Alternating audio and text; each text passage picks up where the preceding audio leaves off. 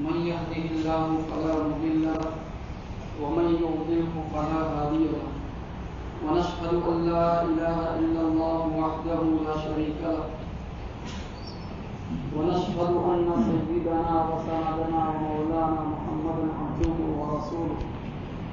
صلى الله تبارك وتعالى عليه وعلى آله وأصحابه وأزواجه وذريته وأهل بيته وبارك وسلم تسليما كثيرا كثيرا. أما بعد فأعوذ بالله من الشيطان الرجيم. بسم الله الرحمن الرحيم. يريد الله بكم اليسر ولا يريد بكم العسر ولتكملوا العدة ولتكبروا الله على ما هداكم ولعلكم تشكرون. وقال الله تبارك وتعالى: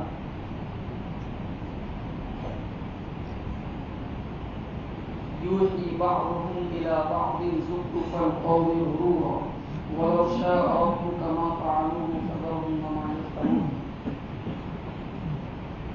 وقال النبي صلى الله تعالى عليه وآله وسلم: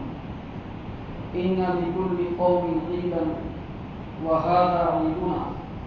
رواه الإمام البخاري. وقال عليه الصلاة والسلام: للصائم فرحتان، فرحة عند فطره وفرحة عند لقاء ربه، أو كما قال صلى الله عليه وسلم. صدق الله العظيم وصدق رسوله النبي الأمي الكريم، ونحن على ذلك لمن الشاهدين والشاكرين والحمد لله رب العالمين. قابل احترام حضرات علماء کرام، بزرگان محترم اور میرے عزیز دین اسلامی بھائیوں، اللہ تبارک و تعالیٰ کا ہم سب پر بے پناہ فضل اور احسان ہوا کہ اس نے ہم سب کو عید جیسا وہ مبارک دن عطا فرمایا جو تمام روزے داروں کے لیے ایک مغفرت کا پروانہ بن کر طلوع ہوتا ہے۔ عید کی جو رات ہوتی ہے اس رات کو لیلۃ الجائزہ یعنی انعام کی رات کہا جاتا ہے۔ عید کا دن در حقیقت اللہ تبارک و تعالیٰ کی طرف سے بندے کو مغفرت کی شکل میں دیا جانے والا وہ انعام ہے جو رمضان المبارک کے روزوں، تلاوت، تراویح اور بندے نے اپنے بس بھر رمضان المبارک میں اللہ تعالیٰ کو راضی کرنے اور اس کا قرب حاصل کرنے کی جو کوشش کی ہے، اس کوشش کے صلے میں اور اس کے عوض میں اللہ تبارک و تعالیٰ کی طرف سے عید کی شکل میں پروانہ مغفرت دیا جاتا ہے، اور اسی پروانہ بخشش کے شکرانے کے لیے بندہ اللہ تبارک و تعالیٰ کی بارگاہ میں سویرے سویرے حاضر ہوتا ہے اور 2 رکعت نماز پڑھ کر اس بخشش پر اللہ تبارک و تعالیٰ کا شکر ادا کرتا ہے جو اللہ تعالیٰ نے اس کے مقدر میں لکھ دی ہے، اور جس کے ذریعے سے اب وہ عیدگاہ اپنے گھر سے چل کر یا مسجد اپنے گھر سے چل کر اس حال میں پہنچا ہے جیسے کوئی بچہ اپنی ماں کے پیٹ سے تازہ تازہ پیدا ہوتا ہے۔ یقیناً اللہ تبارک و تعالیٰ کی عبادت کا جو حق، رمضان مبارک کا جو پورا حق ہے، وہ تو کون ادا کر سکتا ہے اور کس کے بس کی یہ بات ہے؟ بس جو کچھ ٹوٹا ٹوٹا ہم سے انجام پایا، روزے ہوں، تراویح ہوں، تلاوت ہوں، ذکر ہوں اور دعائیں ہوں، جو کچھ اللہ تبارک و تعالیٰ نے کرنے کی توفیق عطا فرمائی، ہم سب کو اللہ تعالیٰ کی بارگاہ میں ان ٹوٹی پھوٹی عبادتوں کے ذریعے یہ امید رکھنی چاہیے کہ انشاءاللہ اس کے عوض اللہ تعالیٰ نے ہم سب کی بخشش اور مغفرت فرما دی ہے۔ آج اگر ہم نئی ٹوپیاں لگا کر آئے ہیں، آج اگر آپ خوشبوؤں میں بسے ہیں، آج اگر آپ نے نیا لباس پہنا ہے تو بالکل بجا کیا ہے، اور یہی ہونا چاہیے تھا۔ اس مغفرت کے اوپر اور اس بخشش کے اوپر خوشی کا اظہار ہونا چاہیے تھا۔ یہ ایک طبیعی اور فطری چیز ہے، ورنہ بڑوں نے یہ کہہ دیا کہ ما عبدنا کا حق کا عبادت وما عرفنا کا حق کا معرفت۔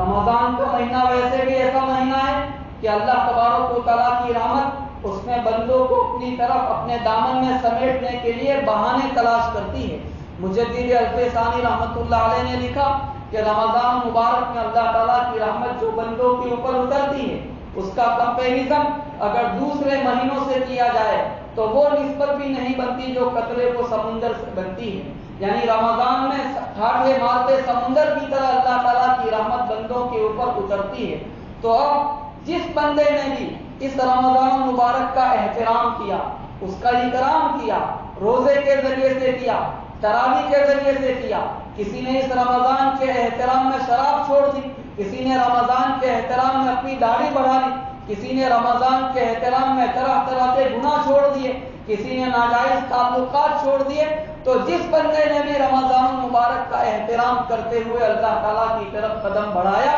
بس وہ تمام بندے اس بات کے امیدوار ہو سکتے ہیں کہ آج اللہ تبارک و تعالیٰ نے ان کے گناہوں کو بخش دیا ہے. آج ہم دھلے دھلائے اس مسجد کے اندر پہنچے ہیں اور انشاءاللہ اس حال میں پہنچے ہیں کہ ہمارے نامہ اعمال میں اب کوئی گناہ باقی نہیں رکھے گا. یہ واقعتاً ہمارے لیے خوشی کا موقع ہے، یہ واقعتاً ہم سب کے لیے مسرت کا دن ہے. لیکن میرے دوستو، اللہ تبارک و تعالیٰ نے ہم سب کو اتنا خوبصورت دین عطا فرمایا ہے، اتنا پاکیزہ دین عطا فرمایا ہے کہ اس میں خوشی کا جو موقع ہوتا ہے، اس کا جو سیلیبریشن ہوتا ہے، وہ بھی اپنے آپ میں ایک ڈسپلن اور شائستگی کا نمونہ ہوتا ہے. مسلمان کا ہر تیوہار جو عید الفطر اور عید الاضحیٰ کی شکل میں سیلیبریٹ کیا جاتا ہے، منایا جاتا ہے، ان دونوں تیوہاروں میں ہم دیکھتے ہیں کہ عام طور پر دوسری قوموں کے تیوہاروں میں شور و غوغا ہوتا ہے، فلک شگاف نعرے لگتے ہیں اور کھیل تماشا ہوتا ہے اور باجا گاجا ہوتا ہے اور اسی طریقے سے نہ جانے کتنے ڈھونگ رچائے جاتے ہیں. بلکہ اس سے ایک قدم آگے بڑھ کر اب صورتحال یہ بن چکی ہے کہ ان کے تہوار اس وقت تک مکمل نہیں ہوتے جب تک کہ دوسرے لوگوں کی ریش شکنی کا سامان نہ کیا جائے، جبکہ دوسری قوم کو یا دوسرے مذہب کو نیچا دکھانے والے نعرے نہ لگائے جائیں. تو اس ایسے ماحول کے اندر ہم سب کا صبح سویرے اٹھ کر اللہ تبارک و تعالیٰ کی تکبیر اپنے ہونٹوں پر سجائے ہوئے اور نگاہیں جھکائے ہوئے عیدگاہوں اور مسجدوں کے اندر حاضر ہونا اور اللہ تبارک و تعالیٰ کے ذکر میں مشغول ہو جانا، 2 رکعت نماز پڑھنا، اس سے دعائیں مانگنا، ایک دوسرے سے عید مبارک شیئر کرنا، یہ اپنے آپ میں ایسا عمل ہے جو ہمارے مذہب کی شائستگی اور ہمارے مذہب کی ڈسپلن کو ایکسپریس کرتا ہے، اور جس میں ان تمام برادریوں کے لیے، ان تمام دوسری قوموں کے لیے عبرت کا سامان ہے جن کے نزدیک سیلیبریشن اور تیوہار یہ در حقیقت دوسروں کے دل دکھانے کا ذریعہ بن کر رہ گیا ہے. ہمیں اللہ تعالیٰ کا شکر ادا کرنا چاہیے کہ ہمارا تیوہار ایسا ہے، اتنا پاکیزہ ہے کہ دوسروں کی لکیر کو چھوٹا کر کے ہم اپنے سیلیبریشن کے اندر نہیں مانتے. تو یہ عید کا دن اپنے آپ میں اسلام کی طرف سے تہذیب اور ڈسپلن کا ایک میسج ہے پوری انسانیت کے نام. اسی طریقے سے میرے بزرگوں، جب مسلمان عید کے دن اپنے گھر سے نکلتا ہے تو اس کو اس بات کی تاکید کی جاتی ہے کہ وہ صدقہ فطر ادا کرے. نبی اکرم صلی اللہ علیہ وسلم نے عید کے دن صاحب استطاعت لوگوں پر صدقہ فطر واجب کیا. ظاہر ہے کہ اس کے ذریعے سے مسلمان اس بات کا اظہار کرتا ہے یا مسلمان سے اس بات کا اظہار کرایا جاتا ہے کہ صدقہ فطر دے کر گویا وہ اس بات کا اعلان کرتا ہے کہ میں اس چیز کو برداشت نہیں کر سکتا کہ میرے گھر کے اندر تو خوشیوں کا چراغاں ہو، خوشیوں کے چراغ جلے اور میرا پڑوسی یا میرے محلے میں رہنے والا یا میرا کوئی غریب رشتہ دار غم کے سائے کے اندر زندگی گزار رہا ہو، عید گزار رہا ہو. اس بات کو اسلام پسند نہیں کرتا ہے. صدقہ فطر ادا کر کے بندہ اس بات کا اظہار کرتا ہے کہ میرے سینے کے اندر ایک ایسا دل ہے جو دوسرے کے لیے دھڑکتا ہے اور میرے آنسو دوسروں کے لیے بہتے ہیں، میرے قدم دوسروں کے لیے حرکت کرتے ہیں، میرے پیسوں کے اندر دوسروں کا حصہ، میری صلاحیتوں کے اندر ملت کا حصہ، اور اسی طریقے سے میری جتنی کیپیبلٹیز ہو سکتی ہے وہ سب کی سب میری جاگیر نہیں ہے بلکہ اس میں انسانیت کا حصہ ہے. یہ جذبہ جب آگے بڑھتا ہے تو یہاں تک پہنچتا ہے کہ بندے کے اندر یہ جذبہ پیدا ہوتا ہے کہ رمضان مبارک کے دوران، جس کو میں نے جشن نزول قرآن کے طور پر منایا ہے، رمضان کا مہینہ جشن نزول قرآن ہے، تو قرآن کریم کی جو عظیم دولت اللہ تبارک و تعالیٰ نے مجھے عطا کی ہے، میں اس جذبہ خیر خواہی کو آگے بڑھاتے ہوئے قرآن کریم ہر اس شخص تک پہنچانے کی کوشش کروں گا جو اس دولت سے محروم ہے، جو اس نعمت سے محروم ہے۔ یقیناً ہمارے ملک کے اندر کروڑوں کی تعداد میں ایسے لوگ بستے ہیں جن کے دل میں اپنے پیدا کرنے والے کی محبت تو ضرور ہے، لیکن وہ اپنے پیدا کرنے والے کی سچی معرفت اور سچی پہچان سے محروم ہے۔ ان کے دلوں کو مذہب پر یقین تو رکھتے ہیں، مذہب کی عظمت بھی ان کے دلوں کے اندر ہے، لیکن اپنی جہالت کی وجہ سے، نادانی کی وجہ سے، ناواقفیت کی وجہ سے اور اگیانتا کی وجہ سے بیچارے شرک و کفر کی تاریکیوں کے اندر مبتلا ہے۔ ایسے لوگوں تک قرآن کریم پہنچانا اور جس عظیم نعمت کے ذریعے سے اللہ تعالیٰ نے میرے سینے کو دین و ایمان سے روشن کر رکھا ہے، اس نعمت کو دوسروں تک کنوے کرنا، قرآن کریم کو اپنی جاگیر نہ سمجھنا بلکہ اس کو ایک ایسی امانت سمجھنا جسے دنیا کے ایک ایک انسان تک پہنچنا ہے، جس کا اعلان خود قرآن کریم کرتا ہے کہ یہ ھدی للناس ہے، وہ تمام لوگوں کی ہدایت کے لیے اتاری جانے والی کتاب ہے، اور دنیا کے ہر فرد کی ہدایت کا سامان اللہ تبارک و تعالیٰ نے اس کتاب کے اندر رکھا ہے۔ تو ضرورت اس بات کی ہے کہ صدقہ فطر ادا کرتے ہوئے بندہ جب لوگوں کو صحیح اپنے جذبہ خیر خواہی یعنی ویلوشنس کا اظہار کرتا ہے تو وہاں یہ جذبہ بھی کہیں نہ کہیں اس کے دل کے اندر انگڑائی لینا چاہیے کہ مجھے اس کتاب کو دنیا کے دوسرے لوگوں تک پہنچانا ہے۔ میرے بزرگوں، قرآن کریم کے دنیا کی 1800 زبانوں کے اندر ترجمے کیے گئے ہیں۔ 1800 کا لفظ مجھے اور آپ کو خوش کرتا ہے، لیکن ہمیں یاد رکھنا چاہیے کہ دنیا میں سب سے زیادہ اگر کسی کتاب کے ترجمے کیے گئے ہیں، اس کا ٹرانسلیشن کیا گیا ہے تو وہ بائبل ہے، جس کا ٹرانسلیشن دنیا کی 3500 سے زیادہ زبانوں کے اندر پایا جاتا ہے۔ اس لحاظ سے اگر دیکھا جائے تو قرآن کریم کو پوری انسانیت تک پھیلانے کے لحاظ سے ہمیں خدمت اور محنت کا ایک طویل سفر طے کرنا ہے، اور اس بات کی کوشش کرنی ہے کہ دنیا کے دوسرے کونے میں رہنے والا فرد چاہے وہ جون سی زبان بولتا ہو، اس کے سینے پر بھی مجھے قرآن کریم کے ذریعے سے دستک دینی ہے۔ میرے دوستو، یہ ہمارا عید کا جو دن ہے وہ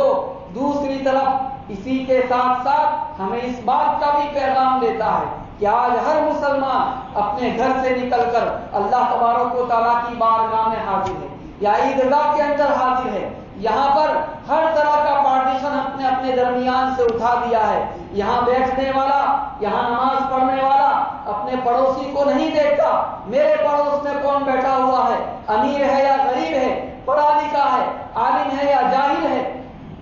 یا تاجر ہے یا کاشتکار ہے، دیہاتی ہے یا شہری ہے، وہ کس علاقے سے تعلق رکھتا ہے اور وہ کس پرانت کا رہنے والا ہے، ان ساری چیزوں کو بائی پاس کر دیا جاتا ہے اور سارے کے سارے مسلمان ایک صف کے اندر کھڑے ہو جاتے ہیں، ایک اللہ کی حمد بیان کرتے ہیں، اس کے سامنے سرب سجود ہوتے ہیں، سجدہ ریز ہو جاتے ہیں، سب کی زبانوں پر ایک ہی نعرہ ہوتا ہے، سب کی زبان پر ایک ہی تکبیر ہوتی ہے، اور اس کے ذریعے سے مسلمان عملی طور پر اس بات کا اظہار کرتے ہیں کہ یا اللہ، ہم نے اپنے درمیان مال کی بنیاد پر، علاقوں کی بنیاد پر، برادریوں کی بنیاد پر، پروفیشنز کی بنیاد پر جتنے پارٹیشن کر رکھے تھے، آج ہم نے وہ سارے کے سارے پارٹیشن ختم کر دیے۔ اختلاف کی دیواریں جو ہم نے ایک دوسرے کے درمیان اٹھا رکھی تھی، آج ان دیواروں کو ہم نے توڑ دیا اور ہم کاندھے کے ساتھ کاندھا ملا کر کھڑے ہو گئے۔ آج سے میں کسی علاقے کا رہنے والا نہیں،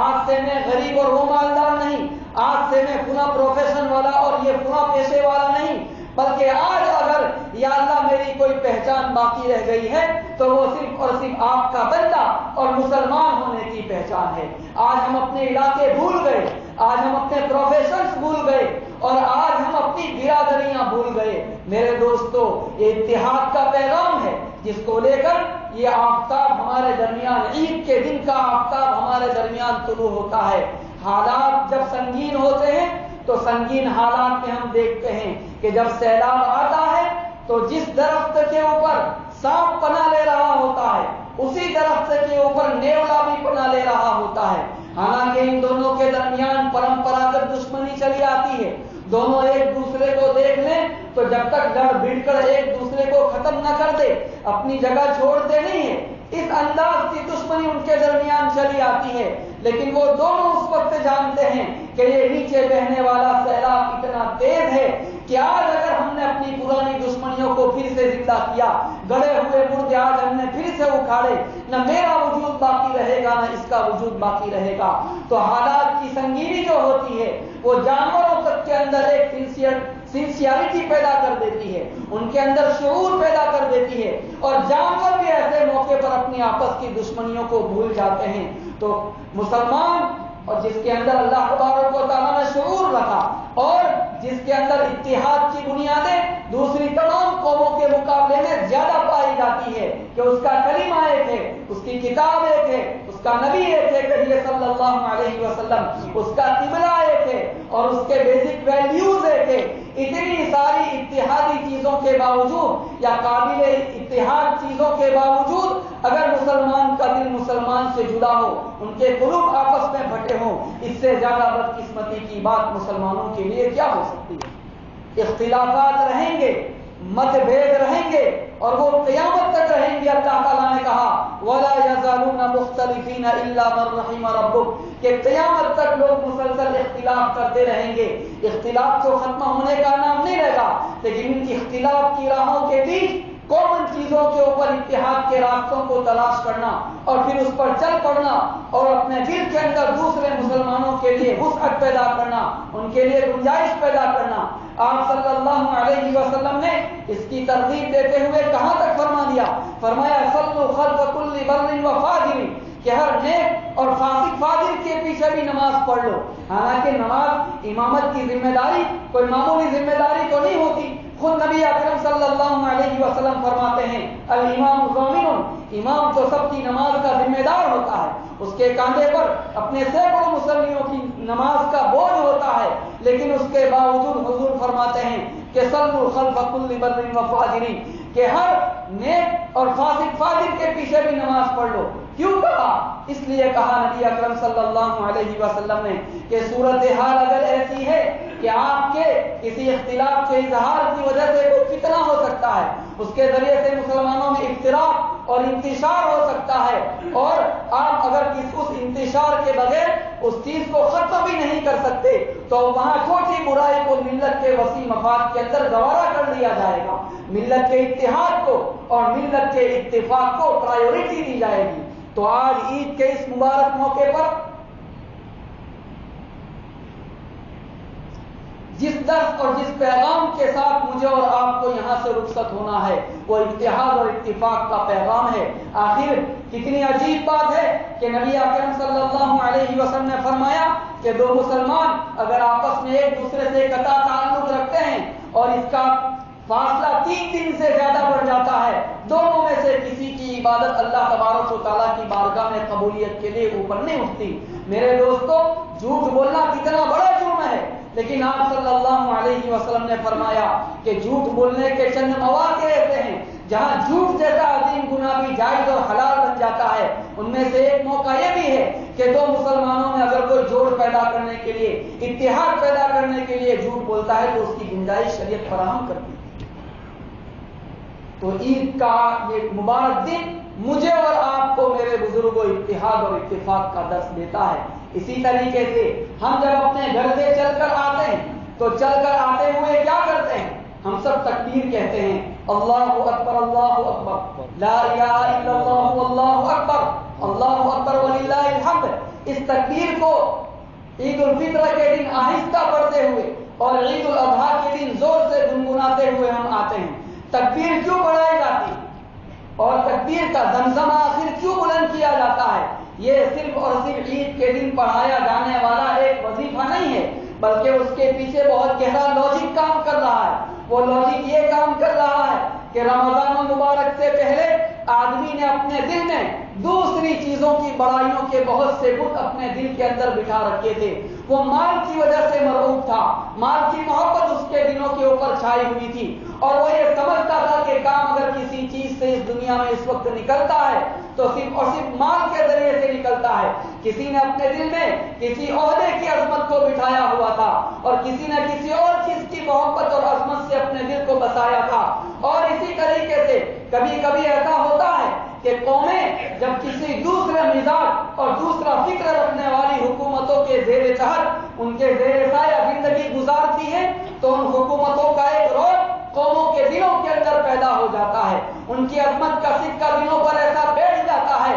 کہ وہ ایک قوم یہ سمجھنے لگتی ہے کہ یہ سفید و سیاہ کے مالک ہے اور ہماری زندگی کی لگام گویا کہ ان کے ہاتھ میں ہے اور یہ ہماری قسمتوں کی فیصلہ کرنے والی قومیں ہیں. حکومت کا ایسا خوف، ایسی ہیبت اور ایسا دبدبہ کبھی کبھی مظلوم قوموں کے دلوں کے اوپر مسلط ہو جاتا ہے. ایسے موقع پر رمضان المبارک میں قرآن کریم پورا کا پورا ہر بندے کے کان سے گزارا جاتا ہے. ہر بندے کے دل پر تراویح کے اندر قرآن کریم کے ذریعے سے دستک دی جاتی ہے. یہ دستک کیوں دی جاتی ہے؟ اس کے ذریعے سے اللہ تبارک و تعالیٰ اپنی صفات کا آئینہ دکھاتا ہے. قرآن کریم کھولیے، اللہ تبارک و تعالیٰ کی ایک صفت بندے کے سامنے نکھر کر آتی چلی جاتی ہے جس میں اللہ تعالیٰ بیان کرتا ہے کہ الا لہ الخلق والامر تبارک اللہ رب العالمین. اے دنیا کے انسانوں، میں نے ساری چیزوں کو پیدا کیا ہے اور اس کائنات پر اگر کسی کا حکم چلتا ہے تو وہ میرا حکم چلتا ہے. اگر تمہارے دلوں میں کسی حکومت کا روب ہے،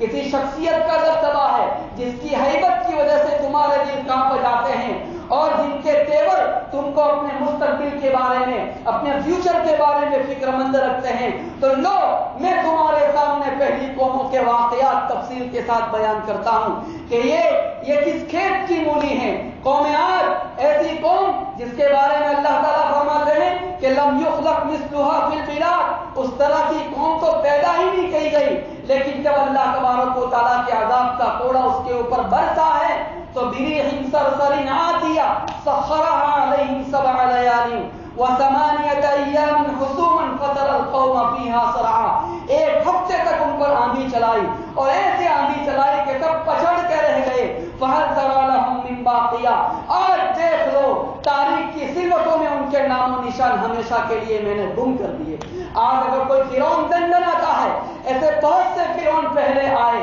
اور بہت اکڑ خو دکھا کر گئے، لیکن میں نے سب کو ٹھکانے لگایا. میں المتکبر ہوں، میں الجبار ہوں، میری طاقت کو کوئی چیلنج نہیں کر سکتا. اگر میں کسی کو کسی پر مسلط کرتا ہوں اس کے پیچھے میری مصلحت کام کرتی ہے. اور دنیا کی ساری حکومتیں میری کٹ پتلیاں ہیں، وہ میرے اشارے کے اوپر کام کرتی ہے. میں اپنے بندوں کی آزمائش اور ان کی ابتلا کے لیے، ان کے امتحان کے لیے ان کو ڈھیل دیتا ہوں، ان کی رسی دراز کرتا ہوں. اس وجہ سے میرے بندوں اس قرآن کریم کے ذریعے سے میری صفات کا شعور حاصل کرو، میری صفات کی معرفت حاصل کرو اور اس یقین کے ساتھ زندگی گزارو کہ کوئی بڑی سے بڑی طاقت اللہ تبارک و تعالیٰ کو عاجز نہیں کر سکتی.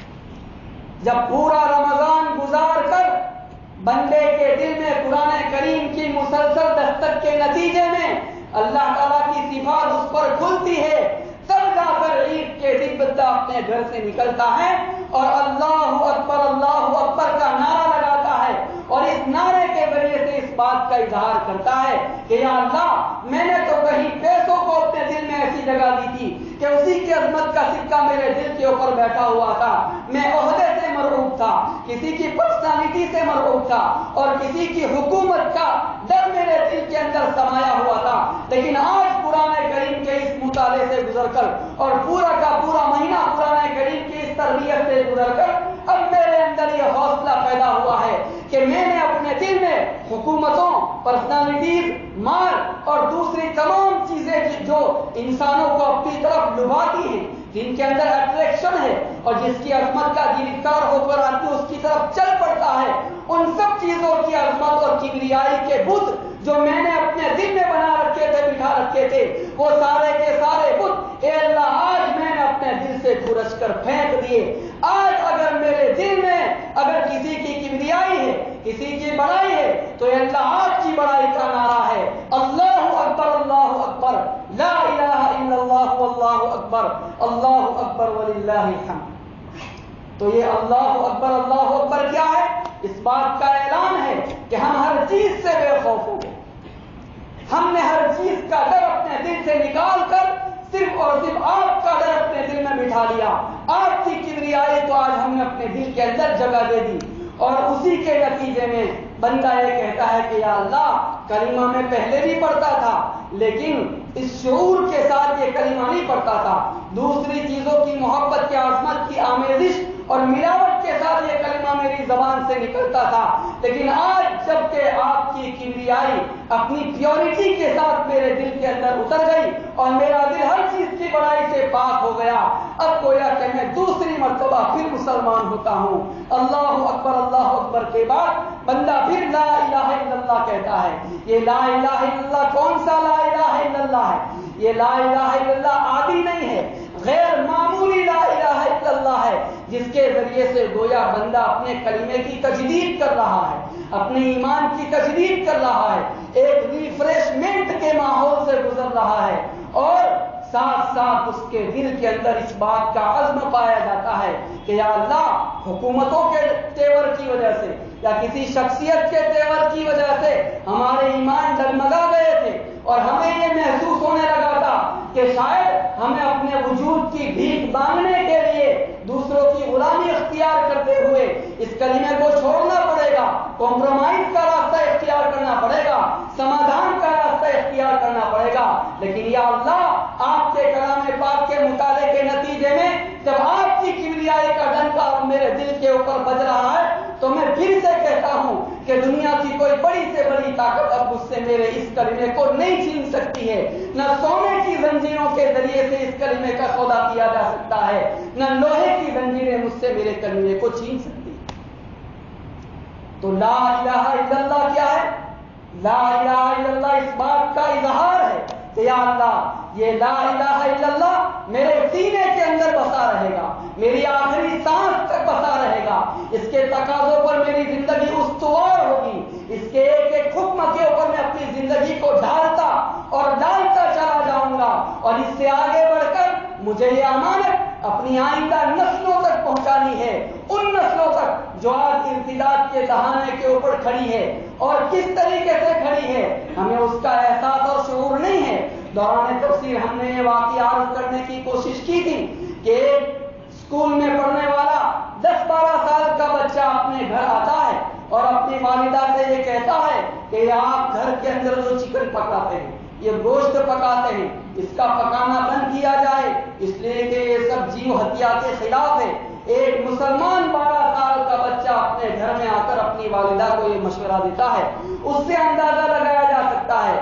کہ اس کا برین واشنگ کس حد تک کیا گیا ہوگا، اور کس طریقے سے آئندہ آنے والی نسلیں ارتداد اور ناستکتا کی راہ کے اوپر پڑ رہی ہے۔ 18, 19, 20 سال کی ایک خاتون کھڑی ہوتی ہے اور کورٹ کے اندر یہ کہتی ہے کہ مجھے اسلام کے نظام میراث پر اطمینان نہیں ہے، سیٹسفیکشن نہیں ہے، مجھے دوسرے لا کے مطابق میراث چاہیے۔ اسلام نے ہمارے ساتھ نعوذ باللہ ناانصافی سے کام لیا ہے۔ نقشوں کو تم نہ جانچو، لوگوں سے مل کے دیکھو کیا چیز جی رہی ہے، کیا چیز مر رہی ہے۔ یہ ارتداد آج میرے آپ کے گھر کے دروازے کے اوپر دستک دے رہا ہے، کوئی مطمئن ہو کر نہیں بیٹھ سکتا۔ حضور نبی اکرم صلی اللہ علیہ وسلم فرما گئے کہ یصبح الرجل مؤمنا ویمسی کافرا، کہ صبح مومن ہوگا، شام کو ایمان سے ہاتھ دھو دے گا، اور شام کو اچھا بڑا مومن ہوگا اور صبح دولت ایمان سے محروم ہو چکا ہوگا۔ ایسے حالات میری آپ کی نسلوں کو فیس کرنے پڑ سکتے ہیں، اس لیے لا الہ الا اللہ صرف اپنی ذات تک محدود رکھنے کے بجائے اس بات کی کوشش کرنا کہ میری آنے والی قیامت تک کی نسلیں اسی دین و ایمان کے ساتھ زندہ رہے، اس پر فخر محسوس کرے، اس پر سعادت کے احساس کے ساتھ زندگی گزارے۔ اس بات کی مسلسل کنٹینیوسلی کوشش مجھے اور آپ کو کرنی ہے، اور اس کے جو وسائل ہیں، اس کے جو راستے ہیں، وہ مجھے اور آپ کو اختیار کرنے ہیں۔ ارتداد کن راستوں سے آتا ہے؟ ارتداد ایک تو تہذیب کے راستے سے آتا ہے، کلچر کے راستے سے آتا ہے۔ آخر کوئی تو بات ہے کہ آپ صلی اللہ علیہ وسلم مکے میں الگ مام نکالتے تھے، مدینے میں الگ طریقے سے مام نکالتے تھے۔ مکے کے اندر نبی اکرم صلی اللہ علیہ، اسی طریقے سے حضور نبی اکرم صلی اللہ علیہ وسلم نے داڑھی کو بڑھایا، مونچھوں کو ترشوایا۔ کیوں ایسا کروایا؟ کہ اس زمانے میں جو دوسری قومیں تھیں ان کا اپنا ایک کلچر تھا، اس کلچر کی مخالفت کرنی منظور تھی۔ یہاں تک کہ محرم الحرام کا روزہ یہود ایک رکھتے تھے، حضور نے فرمایا کہ یہودیوں کی مخالفت کرو اور ایک کے بجائے 2 روزے رکھو۔ ارے سحری وہ لوگ جلدی کیا کرتے تھے، حضور نے کہا کہ سحری تاخیر سے کرو۔ یہودی افطار کے اندر تاخیر کرتے تھے، حضور نے کہا کہ افطار میں جلدی کرو۔ ان کی ایک ایک چیز کی نبی اللہ علیہ وسلم نے مخالفت کی؟ کیوں کی؟ لوگ کہتے ہیں کہ یہ سنت ہی تو ہے، یہ مستحب ہی تو ہے۔ میرے بزرگوں، جب کلچر کا مقابلہ کلچر سے ہو تو اس وقت یہ نہیں دیکھا جائے گا کہ یہ سنت ہے، یہ مستحب ہے، اس وقت چھوٹی چھوٹی چیزوں کے اوپر بھی اصرار کیا جائے۔ تو کلچر کے راستے سے یہ انفراد آتا ہے کہ کلچر جب کوئی قوم اپنا گم کر لیتی ہے اور دوسرے کلچر کے اندر ڈھل جاتی ہے تو ایک دو نسل چل کر پھر آنے والی اولاد کے اندر یہ احساس پیدا ہوتا ہے کہ جس کلچر کو ہم نے ٹوٹلی چھوڑ دیا، جس کا چولا اتار کر پھینک دیا ہے، اب اس عقیدے اور مانیتا کو ڈھوتے رہنے سے کیا فائدہ؟ تو آئندہ آنے والی نسل اعتقادی ارتداد کے دہانے تک پہنچ جاتی ہے۔ اگر اس کے نمونے ہمیں دیکھنے ہیں، ہم فرانس جا کر دیکھ سکتے ہیں، امریکن ممالک میں جا کر دیکھ سکتے ہیں، جہاں وہ لوگ پہنچے جن کے باپ دادوں نے دنیا کو اسلام پہنچایا، لیکن آج ان کی کئی نسلیں گزر کر دین و ایمان سے اس طریقے سے محروم ہو چکی ہیں کہ آج ان کے نام بھی مسلمانوں کے باقی میں رہ گئے۔ اس لیے اطمینان رکھنے کے بجائے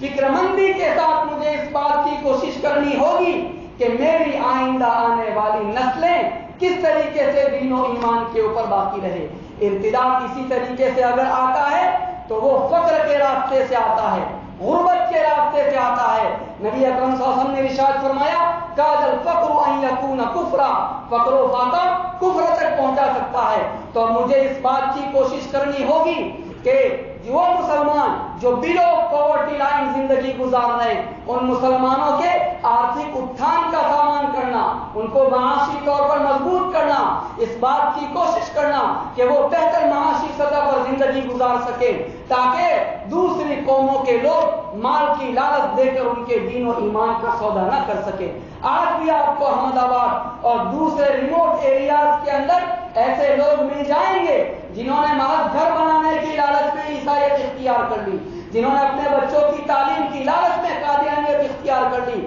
اور دین اسلام سے محروم ہو کر رہ گئے۔ یہ واقعات ہیں جو مسلسل پیش آ رہے ہیں۔ اسی لیے نبی اکرم صلی اللہ علیہ وسلم کی بصیرت والی زبان نے یہ بات ارشاد فرمائی کہ کاد الفقر ان یکون کفرا، فقر و فاقہ مسلمان کو کفر تک پہنچا سکتا ہے۔ تو جن لوگوں کو اللہ تعالیٰ نے بڑے پیشے دیے ہیں، جن کے پاس مال ہے، وہ اس بات کی کوشش کریں کہ اپنے کاروبار ایسی جگہوں پر سیٹل کریں جہاں وہ 50-100 مسلمانوں کی روزی کا ذریعہ بن سکے، تاکہ مسلمان خط غربت کے نیچے زندگی گزارنے سے محفوظ رہ کر ان کی حالت بہتر بنائی جا سکے، اور اس دور میں یہ ملت کی بہت بڑی خدمت ہوگی۔ تو میرے دوستو، عید کا دن ایسا دن ہوتا ہے جو ہمارے قومی اجتماع کا دن ہے۔ تو قومی اجتماع کے دن وہی پیغام کنوے کیا جاتا ہے جس کا تعلق پوری قوم سے ہوتا ہے۔ تو یہ چند باتیں ہیں جو میں نے آپ کی خدمت میں عرض کرنے کی کوشش کی۔ پہلی بات تو یہ عرض کی کہ ہم سب کو خوش ہونا چاہیے کہ اللہ تبارک و تعالیٰ نے ہماری بخشش اور مغفرت کا سامان کر دیا۔ دوسری بات یہ عرض کی کہ دیکھیں یہ عید کا دن کتنا پرسکون ماحول ہے۔ یہ ماحول اسلام کے بارے میں ہمارے اعتماد کو بڑھاتا ہے اور ہمیں سیٹسفائیڈ کرتا ہے کہ جس دین کو میں نے اپنے سینے سے لگایا ہے وہ ڈسپلن کا دین ہے، وہ دوسروں کو زد پہنچانے، دوسروں کو تکلیف پہنچانے، وہ نعرے بازی کرنے اور ڈھول تاشے بجانے اور باجے گاجے کا دین نہیں ہے۔ الحمدللہ یہاں سبھیتا پائی جاتی ہے، یہاں تہذیب پائی جاتی ہے۔ یہ پرسکون ماحول ہم سب کے دلوں کے اندر اسلام کی محبت کو مزید بڑھاتا ہے۔ تیسری بات آپ کی خدمت میں یہ عرض کی گئی کہ عید کے دن مسلمان صدقہ فطر ادا کرتا ہے۔ صدقہ فطر کیا ہے؟ عنوان ہے اس بات کا کہ میرا دل جو ہے وہ ملت کے جذبے سے سرشار ہے، میرا دل جو ہے وہ ملت کے غم کے اندر تڑپتا ہے، میرے آنسو ملت کے لیے بہتے ہیں۔ حضور نے فرمایا السائی علی الارملۃ والمسکین کالمجاہد فی سبیل اللہ، کہ کسی بیوہ عورت اور مسکین کے لیے کوشش کرنے والا ایسا ہے جیسے خدا کی راہ میں سردر کی بازی لگانے والا ہے۔ کہاں پہنچا دیا ملی جذبہ رکھنے والے کو۔ اسی طریقے سے میرے بزرگوں، عید کا یہ دن ہم سب سے اس بات کا تقاضا کرتا ہے کہ ہم اتحاد اور اتفاق کے ساتھ اپنی بقیہ زندگی گزاریں اور ہر اس چیز کو اپنی ذات سے دفع کریں، اپنی زندگی سے دفع کریں جس کے ذریعے سے مسلمانوں کے درمیان پھوٹ پڑتی ہو۔ اسی طریقے سے عید کے دن کے اندر جب کہ ہم تکبیر پڑھتے ہوئے آ رہے ہیں، اس بات کا پیغام ہے کہ آج ہم نے اللہ اکبر کے ذریعے سے ان تمام ظالم حکومتوں کا خوف اپنے دل سے نکال دیا اور صرف اللہ تبارک و تعالیٰ کی بڑائی اور کبریائی ہمارے دلوں کی گہرائیوں میں اس طریقے سے اتر گئی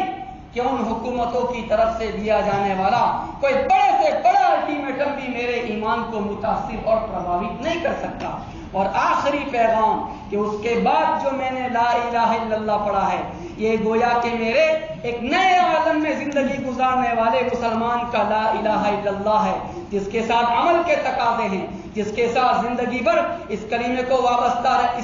کے ساتھ وابستہ رہنے کا جذبہ پایا جاتا ہے اور اس سے آگے بڑھ کر اپنی آئندہ آنے والی نسلوں کو اس سے وابستہ رکھنے کی ایک اسپرٹ اس لا الہ الا اللہ کے اندر پائی جاتی ہے۔ اور اگر اس راہ کے اندر کوئی مصیبت آتی ہے، وہ ہزار مصیبتیں ہمیں گوارا ہے، اسی لیے بندہ آخر میں کہتا ہے کہ یا اللہ اس راہ میں اگر مصیبتیں بھی پہنچتی ہے کوئی حرج نہیں، وَلِلَّهِ الْحَمْدُ، تمام چیزوں کے اوپر میں اللہ تبارک و تعالیٰ کی حمد کرتا ہوں۔ اگر یہ کانٹے میرے پیروں میں چبھتے ہیں، میرے دل پر بھی چبھ جائیں، یقیناً اللہ تعالیٰ سے ہم عافیت مانگتے ہیں، لیکن خدا نہ کرے اگر کسی مسلمان کو مرحلہ بھی پیش آ جائے، یہ مسلمان ان حالات کے اوپر بھی وَلِلَّهِ الْحَمْدُ کہے گا، لیکن اپنے دین و ایمان کا سودا کرنا کبھی گوارا نہیں کرے گا۔ اللہ تبارک و تعالیٰ یہ سارے کے سارے پیغام ہم سب کو اپنے دینوں کے اوپر لکھ کر جانیں اور پھر عملی زندگی کے اندر اس کے امپلیمنٹیشن کی اللہ تعالیٰ ہم سب کو توفیق اور سعادت نصیب فرمائے۔ آمین یا رب العالمین، وآخر دعوانا الحمد للہ رب العالمین۔